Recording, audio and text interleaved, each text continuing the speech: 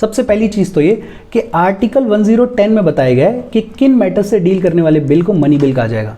और कभी अगर ये क्वेश्चन राइज होता है कि कोई बिल मनी बिल है या नहीं है तो स्पीकर डिसाइड करेंगे, और स्पीकर का जो भी डिसीजन होगा वो फाइनल होगा। स्पीकर के डिसीजन को किसी कोर्ट ऑफ लॉ में क्वेश्चन नहीं किया जा सकता, लोकसभा राज्यसभा में क्वेश्चन नहीं किया जा सकता, इनफैक्ट प्रेसिडेंट तक क्वेश्चन नहीं कर सकता है।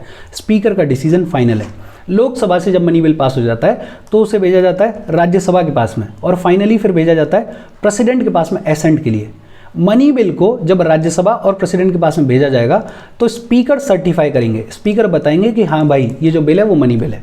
ये बात की गई है आर्टिकल 1010 में। मनी बिल को पास करने के प्रोसीजर पे बात की गई है आर्टिकल 109 में, और बड़ा सिंपल सा प्रोसीजर है। एक बात तो ये कि मनी बिल को सिर्फ लोकसभा में इंट्रोड्यूस किया जा सकता है, और वो भी प्रेसिडेंट की प्रायर परमिशन के साथ में। मनी बिल को सिर्फ कोई मिनिस्टर ही इंट्रोड्यूस कर सकता है। लोकसभा मनी बिल को पास करती है सिंपल मेजॉरिटी के साथ में, और जब लोकसभा से मनी बिल पास हो जाता है तो उसे भेज दिया जाता है राज्यसभा के पास में, और राज्यसभा के पास में बड़ी लिमिटेड पावर्स हैं। राज्यसभा मनी बिल को ना अमेंड कर सकती ना रिजेक्ट कर सकती, सिर्फ रिकमेंडेशंस दे सकती है, और रिकमेंडेशंस देने के लिए भी सिर्फ 14 डेज हैं। विद इन 14 डेज रिकमेंडेशंस दो। लोकसभा अगर चाहे तो राज्यसभा की रिकमेंडेशंस को एक्सेप्ट कर सकती है, अगर चाहे तो रिजेक्ट कर सकती है। अगर लोकसभा ने रिकमेंडेशंस को एक्सेप्ट कर लिया है तो ये मान लिया जाता है कि बिल को पास कर दिया गया है दोनों हाउसेस के द्वारा मॉडिफाइड फॉर्म में, और अगर लोकसभा रिकमेंडेशंस को एक्सेप्ट ना करे तो ये मान लिया जाता है कि दोनों हाउसेस ने बिल को पास कर दिया है ओरिजिनल फॉर्म में। एक तीसरा सिनेरियो भी है कि 14 दिन तक राज्यसभा कोई एक्शन ही ना ले, तो बड़ा सिंपल है, ये मान लिया जाता है कि राज्यसभा ने बिल को पास कर दिया है ओरिजिनल फॉर्म में और बिल पास हो गया है। फिर बिल को भेजा जाता है प्रेसिडेंट के पास में एसेंट के लिए, और प्रेसिडेंट के पास में भी दो ही ऑप्शंस हैं। एक ऑप्शन तो ये है कि प्रेसिडेंट अपनी सहमति दे दें, एसेंट दे दें। दूसरा ये है कि प्रेसिडेंट अपनी एसेंट विदहोल्ड कर लें, सिग्नेचर ना दें। रिकंसिडरेशन का कोई ऑप्शन नहीं है। ये बातचीत अपन ने इससे पिछले वाले सेशन में की थी। आगे बढ़ने से पहले प्लीज़ लाइक द वीडियो और चैनल को सब्सक्राइब कर लो अगर नहीं किया हुआ है तो। कि फाइनेंशियल बिल्स होते क्या हैं। कोई भी ऐसा बिल जो फाइनेंशियल मैटर्स से डील करता है उसे बोला जाता है फाइनेंशियल बिल। रेवेन्यू, हमारे कंट्री में पैसा कहाँ से आ रहा है, कितना आ रहा है। एक्सपेंडिचर, हमारा खर्चा कहाँ हो रहा है, कैसे हो रहा है। ऐसे किसी भी फाइनेंशियल मैटर से जो भी बिल डील करता है उसे बोला जाता है फाइनेंशियल बिल। हमारे कॉन्स्टिट्यूशन में फाइनेंशियल बिल इस टर्म को थोड़े ब्रॉड सेंस में यूज़ किया गया है। फाइनेंशियल बिल 3 टाइप के होते हैं। एक होता है मनी बिल, जिसकी बात की गई है आर्टिकल 110 में, ये इंपॉर्टेंट है। Money bills are a type of financial bills. इसके अलावा 2 और टाइप के होते हैं फाइनेंशियल बिल। एक होता है फाइनेंशियल बिल टाइप 1, जिनकी बात की गई है आर्टिकल 117 के क्लॉज 1 में, और दूसरे होते हैं फाइनेंशियल बिल टाइप 2, जिनकी बात की गई है आर्टिकल 117 के क्लॉज 3 में। सबसे इंपॉर्टेंट चीज, all money bills are financial bills. सभी मनी बिल्स फाइनेंशियल बिल्स होते हैं, लेकिन सभी फाइनेंशियल बिल्स मनी बिल्स हो ही नहीं सकते हैं। ये जो 2 टाइप हैं, टाइप 1 और टाइप 2, ये मनी बिल नहीं होते हैं, लेकिन फाइनेंशियल बिल तो होते हैं। तो all money bills are financial bills, but all financial bills are not money bills. Money bills सिर्फ वो होते हैं जो कि आर्टिकल 110 में दिए हुए मैटर से डील करते हैं। फाइनेंशियल बिल टाइप 1 और टाइप 2 ये क्या होता है, इसके बारे में देखते हैं। देखो, सबसे पहला सवाल तो ये कि फाइनेंशियल बिल टाइप 1 होता क्या है, और बड़ा सिंपल है। कोई भी ऐसा बिल जो आर्टिकल 110 के मैटर्स के साथ साथ जनरल लेजिस्लेशन के मैटर्स से भी डील करता है उसे बोलते हैं फाइनेंशियल बिल टाइप 1। ये तो बड़ा सिंपल है ना, कि अगर कोई बिल ऐसा है जो सिर्फ आर्टिकल 110 के मैटर से डील करता है उसे अपन बोलते हैं मनी बिल। लेकिन अगर कोई भी ऐसा बिल है जो आर्टिकल 110 के मैटर्स के साथ साथ जनरल लेजिस्लेशन के मैटर्स से भी डील करता है उसे अपन बोलते हैं financial bill type 1। For example, कोई बिल लाया गया इनकम टैक्स को चेंज करने के लिए, कुछ भी बदलाव करने के लिए। अब टैक्स जो है वो आर्टिकल 110 का मैटर है, मतलब मनी बिल का हिस्सा है। लेकिन इस बिल में इनकम टैक्स के साथ साथ ये भी बताया गया कि जिन लोगों पे, जिन रेजिडेंट्स पे ये टैक्स लगाया जाएगा, उन रेजिडेंट्स को किस तरीके से डिफाइन किया जाएगा। और ये हो गया फाइनेंशियल बिल का टाइप 1, बिकॉज इसमें जो इनकम टैक्स वाला प्रोविजन है ये आर्टिकल 110 का मैटर है। लेकिन रेजिडेंट्स को जो डिफाइन किया जा रहा है ये जनरल लेजिस्लेशन का मैटर है। और कोई भी ऐसा बिल जो आर्टिकल 110 के मैटर्स के साथ साथ जनरल लेजिस्लेशन के मैटर्स की भी बात करता है उसे बोलते हैं फाइनेंशियल बिल टाइप 1। और मनी बिल और फाइनेंशियल बिल टाइप 1 2 केसेस में सेम है। They are similar in 2 scenarios. कौन कौन से 2 सिनेरियोज?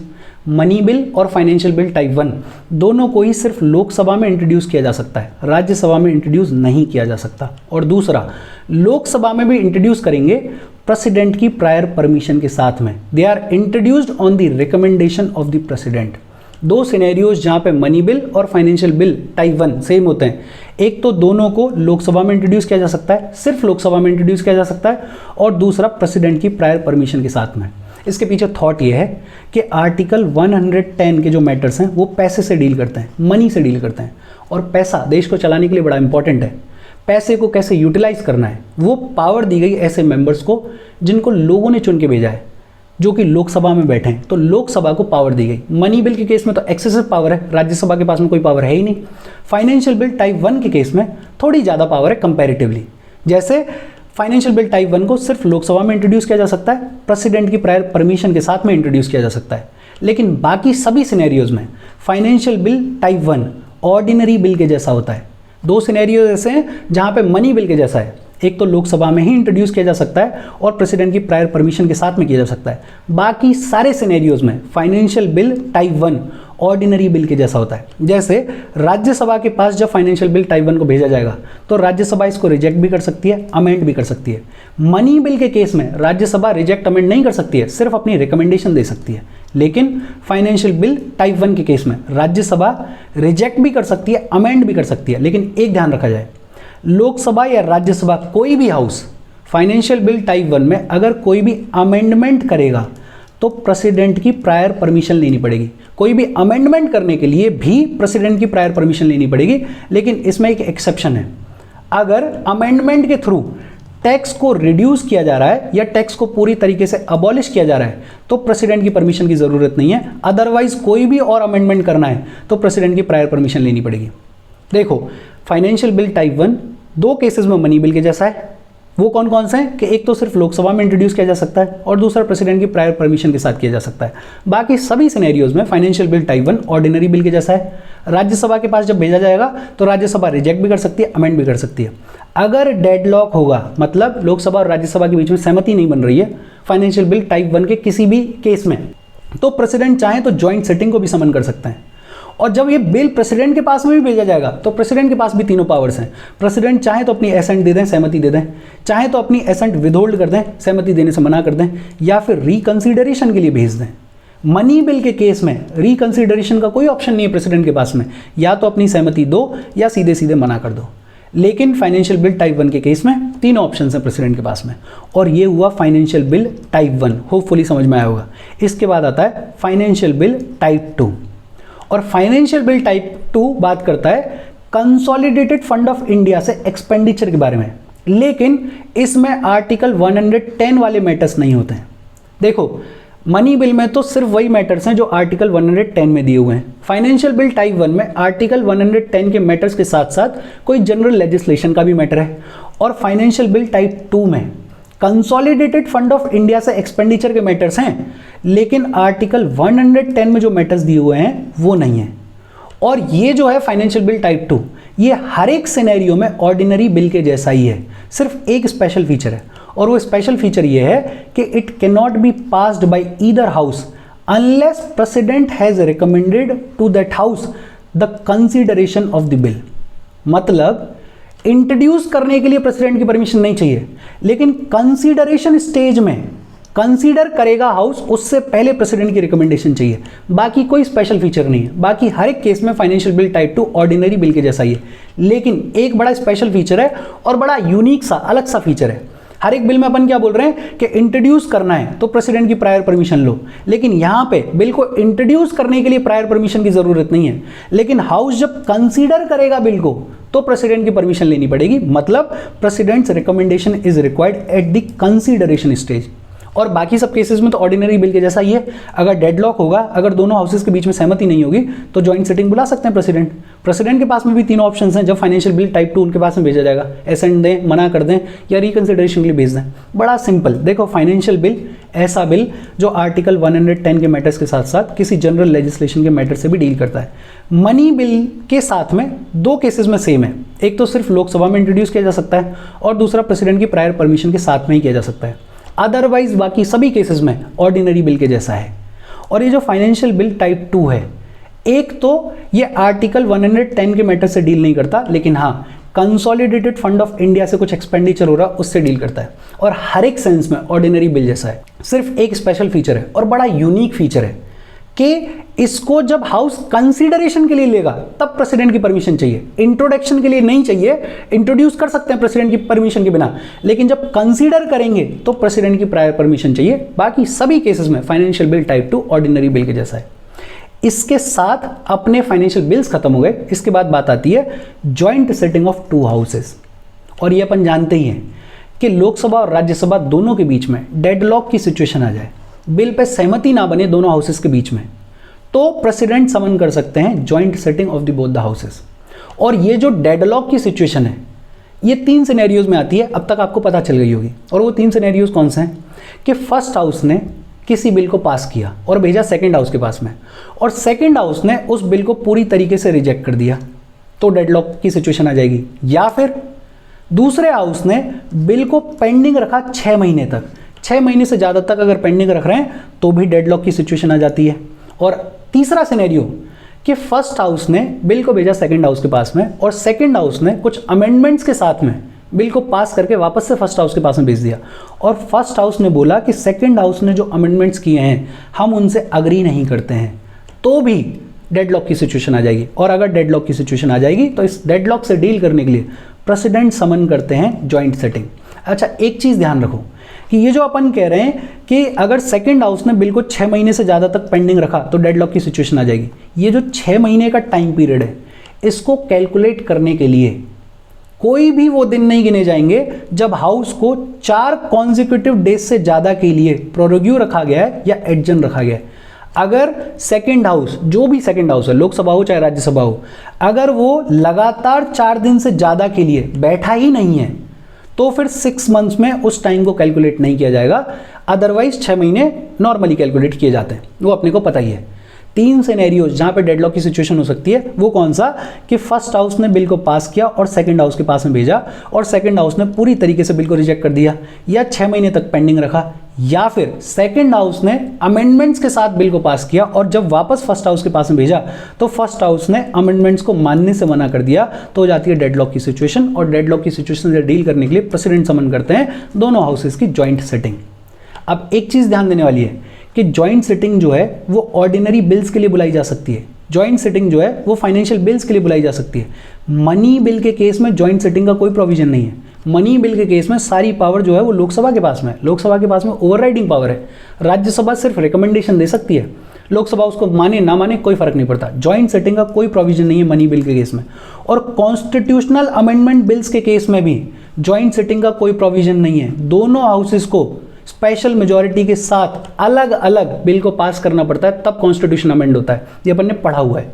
ये ध्यान रखा जाए कि ज्वाइंट सिटिंग सिर्फ ऑर्डिनरी बिल और फाइनेंशियल बिल के केस में ही बुलाई जा सकती है, मनी बिल और कॉन्स्टिट्यूशनल अमेंडमेंट बिल के केस में नहीं बुलाई जा सकती है।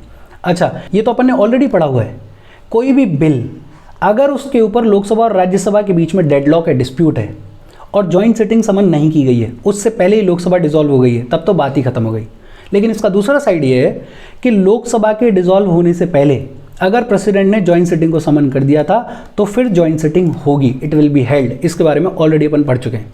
एक दूसरी बात ये भी है कि अगर प्रेसिडेंट ने ज्वाइंट सिटिंग को समन कर दिया है तो फिर दोनों हाउसेज में उस बिल के ऊपर और कोई बातचीत नहीं होगी। No further proceeding in any house if the joint sitting is summoned. फिर तो सारी बातचीत कहाँ होगी? ज्वाइंट सिटिंग में होगी। अच्छा, जब ज्वाइंट सिटिंग होगी तो उसको प्रिसाइड कौन करता है? उसको प्रिसाइड करते हैं लोकसभा के स्पीकर। अगर लोकसभा के स्पीकर अवेलेबल नहीं है तो डेप्यूटी स्पीकर करते हैं। अगर डेप्यूटी स्पीकर भी अवेलेबल नहीं है तो फिर डेप्यूटी चेयरमैन ऑफ राज्यसभा करते हैं। और अगर लोकसभा के स्पीकर, डेप्यूटी स्पीकर और डेप्यूटी चेयरमैन इन तीनों में से कोई भी अवेलेबल नहीं है तो फिर ज्वाइंट सिटिंग में जो मेंबर्स आए हुए हैं वो डिसाइड करेंगे कि कौन सा मेंबर ज्वाइंट सिटिंग को प्रिसाइड करेगा। कहने का मतलब ये है कि चेयरमैन ऑफ राज्यसभा किसी भी केस में ज्वाइंट सिटिंग को प्रिसाइड नहीं करते हैं, बिकॉज चेयरमैन ऑफ राज्यसभा होते हैं वाइस प्रेसिडेंट, और वाइस प्रेसिडेंट जो है वो किसी भी हाउस के मेंबर नहीं है। इसलिए chairman of Rajya Sabha joint sitting को प्रिसाइड नहीं कर सकते हैं। ज्वाइंट सिटिंग अगर रखनी है तो ज्वाइंट सिटिंग के लिए quorum 1/10 of the members of total number of members of 2 houses, दोनों हाउसेस का जो टोटल नंबर है उसका 1/10 अटेंडेंस चाहिए। ये अपने को पता है कि लोकसभा में 543 मेंबर्स हैं और 245 राज्यसभा में, इन दोनों का टोटल हो जाएगा 788। इसका 1/10 मेंबर्स के अटेंडेंस चाहिए, तब बिजनेस स्टार्ट हो सकता है, ज्वाइंट सिटिंग स्टार्ट हो सकती है। और वो कितना हो जाएगा? कम से कम 79 मेंबर्स तो अटेंडेंस में हो। और जब जॉइंट सेटिंग की जाएगी तो उसको गवर्न किया जाता है by the rules of procedure of Lok Sabha. Lok Sabha के रूल्स एंड रेगुलेशंस लागू होते हैं जॉइंट सेटिंग पे, राज्यसभा के नहीं होते हैं। अच्छा, जॉइंट सेटिंग में कोई भी बिल है उसको डिस्कस किया जाएगा और उसको पास करने के लिए चाहिए सिंपल मेजॉरिटी, मतलब majority of members present and voting. और क्योंकि लोकसभा का नंबर ज़्यादा होता है तो नॉर्मली लोकसभा जीत जाती है, लोकसभा जो चाहती है वो हो जाता है। एक चीज़ और है कि जॉइंट सेटिंग के दौरान उस बिल में कोई भी नया अमेंडमेंट नहीं किया जा सकता एक्सेप्ट इन 2 केसेस। 2 केसेस ऐसे हैं जहां बिल में अमेंडमेंट कर सकते हैं, अदरवाइज जॉइंट सेटिंग के दौरान कोई नया अमेंडमेंट नहीं किया जाएगा। एक तो those amendments that have caused final disagreement between the houses, दोनों हाउसेस के बीच में, लोकसभा और राज्यसभा के बीच में जिन चीज़ों पे डिसएग्रीमेंट है उनको अमेंड कर सकते हैं, उनको चेंज कर सकते हैं। और दूसरा, the amendments that might have become necessary due to the delay in the passage of the bill. अब बिल डिले हो गया है 4-6 महीने या 1 साल या 1.5 साल डिले हो गया है, 1-1.5 साल में हो सकता है परिस्थिति बदल गई हो और उस परिस्थिति के बदलने की वजह से कोई अमेंडमेंट की ज़रूरत है तो अमेंडमेंट कर सकते हैं, अदरवाइज जॉइंट सेटिंग में बिल पे कोई अमेंडमेंट नहीं हो सकता। 1950 से लेके आज तक सिर्फ 3 बार जॉइंट सेटिंग हुई है और वो 3 बिल कौन से हैं? एक है डाउरी प्रोहिबिशन बिल 1960, इस पर जॉइंट सेटिंग हुई। इसके अलावा banking service commission repeal bill 1977 और प्रिवेंशन ऑफ टेररिज्म बिल 2002। ये 3 बिल्स ऐसे हैं जिनके केस में जॉइंट सेटिंग हुई है। नाम याद रख लेना, एक तो डाउरी प्रोहिबिशन बिल है, दूसरा banking service commission repeal bill है और तीसरा प्रिवेंशन ऑफ टेररिज्म बिल है। इन 3 बिल्स पर जॉइंट सेटिंग हुई है, अदरवाइज नहीं हुई है अब तक। और ये अपनी आज की बातचीत हुई, होपफुली समझ में आई होगी। कोई डाउट हो तो please comment. Thank you very much.